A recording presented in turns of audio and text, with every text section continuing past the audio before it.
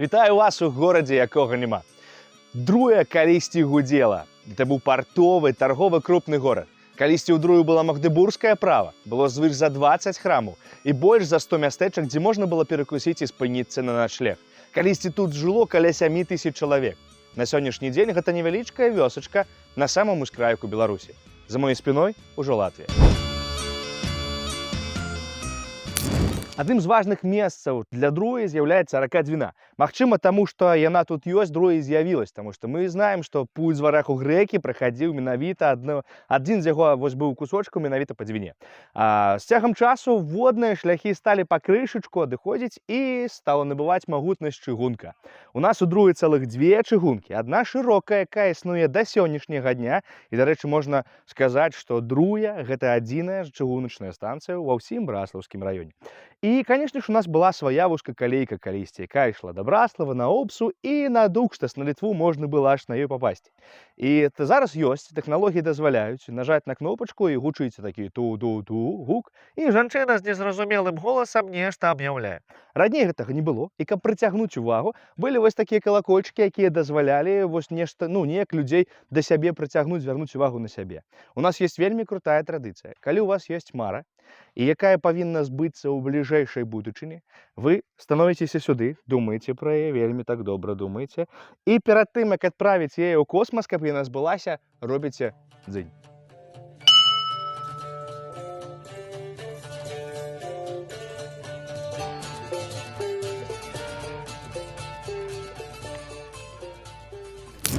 Вы гатовыя загибаць пальцы? Тады паехалі. За маёй спіной вы бачыце самую вялікую буслянку ў Беларусі. Трэцюю па памерам буслянку ва ўсходняй Еўропе. Рэшткі былой піваварні Таўмана. Рэшткі той будовы, у якой калісьці здымаўся фільм «Вайна пад стрэхамі» з удзельніцтвам Уладзіміра Высоцкага і Ніны Ургант. Ну і, напэўна, самае галоўнае, вы бачыце адзін з найкруцейшых сімвалаў для друйскіх валанцёраў. Мы, гледзячы на гэта, верым, што нават на тых руінах, якія зараз ёсць у Друі, калісьці будзе новае жыццё. І спадзяемся разам з вамі гэта ўбачыць.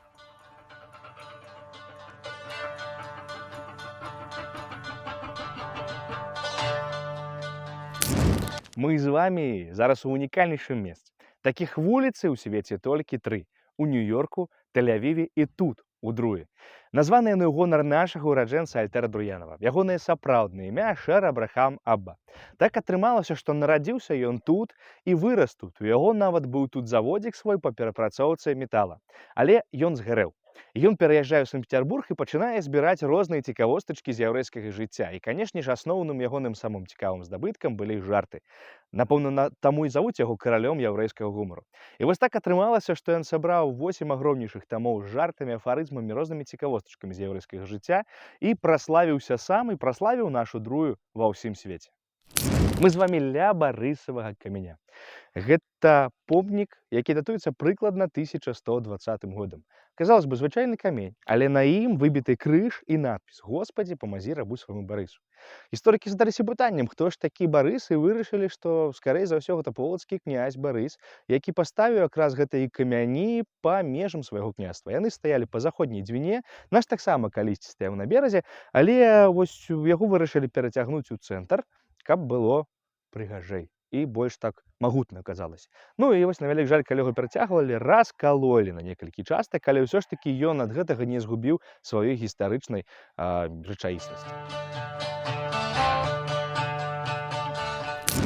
Друя састаяла з 3 частак, і да сённяшняга дня сярод людзей ходзіць гаворка пра гэтыя мясціны.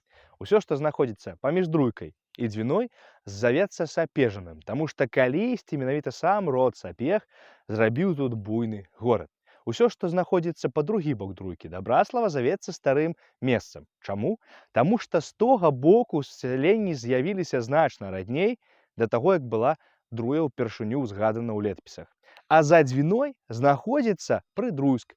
Калісьці таксама частка Друі, а на сённяшні дзень асобны населены пункт асобнай дзяржавы.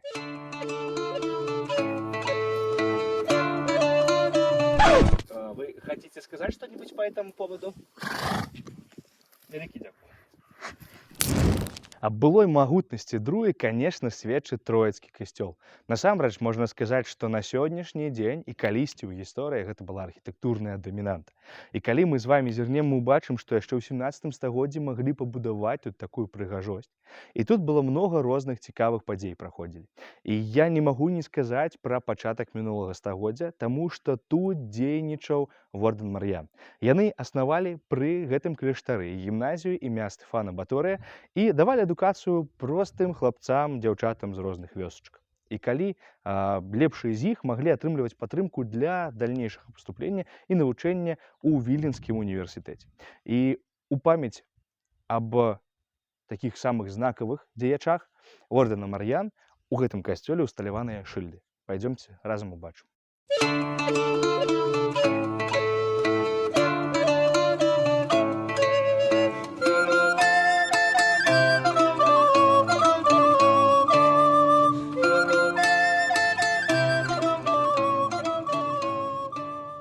Як і ў іншых святынь Беларусі, у друйскага троіцкага касцёла ёсць сумная старонка.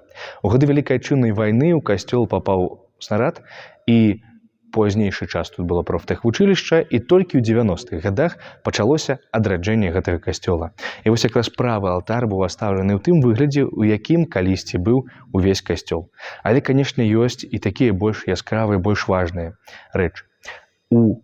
Каля гэтага алтара ў нашым касцёле знаходзіцца ікона Божьей Маці, якая калісьці знаходзілася ў дамініканскім храме, у дамініканскім вялізным касцёле, пра якім таксама быў кляштар, але, на вялік жаль, да сённяшніх дзён ён не захаваўся.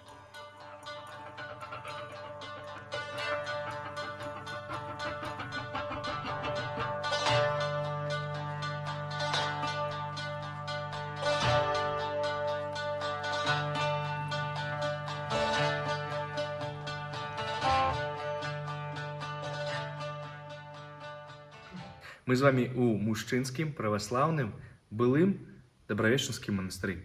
Упершыню ён узгадваецца ў 17 стагоддзі. З таго часу храм на гэтым месцы перабудоўваўся 4 разы. А ў мінулым стагоддзі, на вялік жаль, увогуле быў зачынены і быў зруйнаваны. Весь ягоны дах да нашых дзён не дайшоў. І стаяў ён у заняпадзе да 2013 года.